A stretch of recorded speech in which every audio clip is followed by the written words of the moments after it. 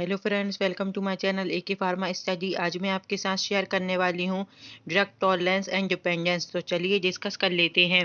First, definition of tolerance. It refers to the requirement of higher dose of a drug to produce a given response. इसमें क्या होता है, किसी भी drug का हमें हायर डोज लेना पड़ता है उसको उसका वही रिस्पॉन्स लेने के लिए। ये कहलाता है टॉलरेंस। सपोज मान लीजिए, अगर अगर कोई पेशेंट या पर्सन कोई ड्रग लेता है और उसने वो ली 300 mg की कोई टैबलेट ली, और वो उसको रिपीटेड यूज़ कर रहा है, बहुत बार यूज़ कर रहा है, जिससे कि उसकी बॉडी उस ड्रग के उस डोज के लिए टॉलरेंस क्रॉस कर चुकी है।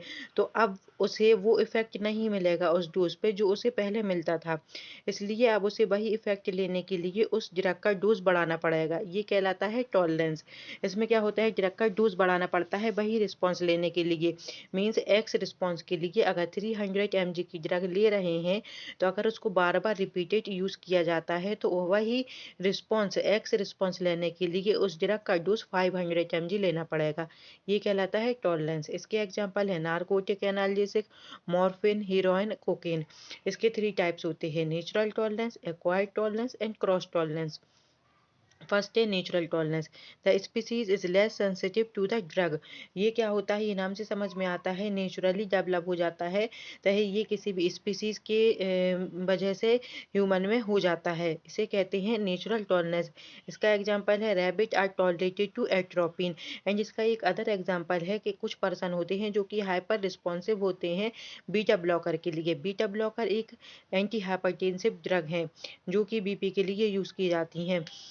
तो कुछ पर्सन ऐसे होते हैं जिनमें वो अपना इतना एक्शन नहीं दे पाती जितना कि नॉर्मल पर्सन में दे पाती हैं, क्योंकि उन्होंने उन पर्सन में टॉलरेंस कॉज हो चुका है। इसलिए उन्हें वही एक्शन लेने के लिए उनका ज़्यादा डोज की लीड होती है, ज़रूरत होती है। ये कहलाता है natural tolerance. Second, acquired tolerance. This occur by the repeated use of a drug in an individual who was initially responsive for the same drug. इसमें क्या होता है, जब किसी ड्रग का बार बार यूज़ होता है, रिपीटेड यूज़ होता है, तो उस पर्सन की बॉडी टॉलरेंस कोर्स कर देती है। तो ये कहलाता है एक्वायर्ड टॉलरेंस। ये नेचुरली नहीं है, ये है कि उस पर्सन ने उस ड्रग को बार बार यूज़ किया जिससे कि उसकी बॉडी ने टॉलरेंस कॉज कर दिया। तो ये खुद की वजह से जो टॉलरेंस कॉज हुआ है, इसलिए इसे कहते हैं एक्वायर्ड टॉलरेंस। इसमें भी ड्रग का बार बार यूज़ होता है, इसलिए ये डेवलप होता है। This phenomena is very easily recognized in the case of CNS depressant. इसके एग्जाम्पल है CNS depressant and analgesic and alcohol. इसके एग्जाम्पल से समझते हैं अल्कोहल। जैसे फर्स्ट टाइम किसी पर्सन ने अल्कोहल कंज्यूम किया, तो उसने कम क्वांटिटी में अल्कोहल लिया तो उसे वही इफेक्ट मिल गया। लेकिन जब उसने उस अल्कोहल को बार बार यूज़ किया बहुत बार यूज़ कर चुका वो, तो उसे अब अल्कोहल का उसी डोज पर वो इफेक्ट नहीं आएगा। उससे वही इफेक्ट लेने के लिए उसका डोज बढ़ाना पड़ेगा, क्योंकि उसकी बॉडी टॉलरेंस कॉज कर चुकी है। अब उसे डोज बढ़ाना पड़ेगा, तब उसे वो अपना एक्शन मिलेगा। ये कहलाता है एक्वायर्ड टॉलरेंस। थर्ड है cross tolerance. Development of a tolerance to one drug causes tolerance to related drug. इसमें क्या होता है, जब कोई एक ड्रग होती है वो दूसरी ड्रग के लिए टॉलरेंस कॉज करती है, इसे कहते हैं क्रॉस टॉलरेंस। इसमें क्या होता है, जो दोनों ड्रग हैं, जो ड्रग ले रहे हैं और जो आने वाली ड्रग के लिए टॉलरेंस कॉज कर रही है, दोनों की फार्माकोलॉजिकल एक्टिविटी सेम होना चाहिए। एग्जाम्पल देखिए, alcohol are relatively tolerant to the barbiturates and general anaesthetics. इसमें क्या होता है, जो अल्कोहल होता है वो टॉलरेंस कॉज कर चुका है किसके लिए, बारबिचुरेट्स एंड जनरल एनेस्थेटिक्स के लिए। अगर कोई पर्सन अल्कोहल कंज्यूम करता है और अगर उसे इन फ्यूचर या कोई सर्जरी में जनरल एनेस्थेसिया दिया जाता है, तो उसे जो नॉर्मल पर्सन है उसके कंपैरिजन में ज़्यादा डोज की आवश्यकता होती है, ज़्यादा डोज दिया जाता है जो अल्कोहल लेता है पेशेंट। तो इससे क्या है कि अल्कोहल ने क्रॉस टॉलरेंस कॉज कर दिया किसके लिए, बारबिचुरेट्स एंड जनरल एनेस्थेटिक्स के लिए। एंड सेकंड टॉपिक है हमारा डिपेंडेंस। तो डिपेंडेंस क्या होता है, अगर कोई पर्सन है वो कोई हार्ड वर्क करता है या कंपनी में या किसी फैक्ट्री में, तो उसे अपने बॉडी को रिलैक्स देने के लिए या पेन को रिलीफ करने के लिए, उनका मतलब ज़्यादा हार्ड वर्क होता है तो वो अपने बॉडी को रिलीफ देने के लिए ड्रग पे डिपेंड हो जाते हैं, मीन्स अल्कोहल लेने लगते हैं कुछ लोग। तो वो उस पर एक तरीके से डिपेंड हो जाते हैं। जब तक वो अल्कोहल नहीं लेंगे वो अपना काम नहीं कर पाएंगे।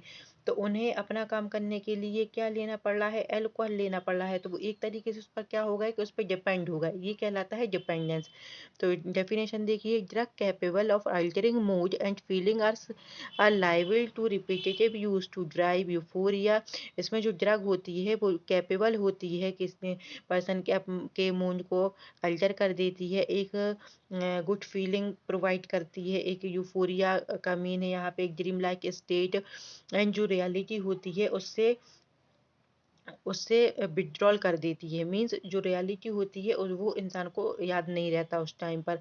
ये कहलाता है डिपेंडेंस, कि किसी ड्रग पे अपने काम के लिए वो डिपेंड हो गया। जैसे अल्कोहल है इसका एग्जांपल, अगर अल्कोहल बार बार लेगा कोई पर्सन तो वो उस पर डिपेंड हो जाता है कि उसको बहुत चाहिए तभी वो अपना काम कर पाएगा, नहीं तो वो नहीं कर पाता, उसकी बॉडी को फिर वो चाहिए, इसलिए वो डिपेंड हो गया उस पर। इसके टू टाइप्स होते हैं, psychology psychological dependence and physical dependence. Psychological dependence, individual believes that optimal state of well-being is achieved only through the action of drug। इसमें क्या होता है, कोई भी पर्सन को बिलीव होता है कि कोई भी गुड फीलिंग को अचीव करने के लिए वो ड्रग के एक्शन पे ही डिपेंड हो जाता है। इसका एग्जांपल है ओपियोइड एंड कोकेन। वो सोचते हैं कि जब तक वो ड्रग नहीं लेंगे जब तक उन्हें वो फीलिंग ही नहीं आएगी, एक अच्छी फीलिंग जो उन्हें चाहिए। सेकेंड है फिजिकल डिपेंडेंस। ये होता है alter physiological state produce by the repetitive administration of the drug. ये क्या करता है, ये हमारी बॉडी के फिजिकल मूवमेंट को अल्टर कर देता है। The continued presence of the drug maintain physiological equilibrium। तो कंटिन्यू प्रेजेंस होगा, कंटिन्यू प्रेजेंट होगी ड्रग तो वो मेंटेन करके रखती है फिजियोलॉजिकल इक्विलिब्रियम को। इसका एग्जांपल है अल्कोहल एंड ऑपियोइड्स। आई होप आपको आज की वीडियो पसंद आई हो तो आप चैनल को लाइक एंड सब्सक्राइब कीजिए एंड अपने फ्रेंड्स के साथ शेयर कीजिए। Thank you.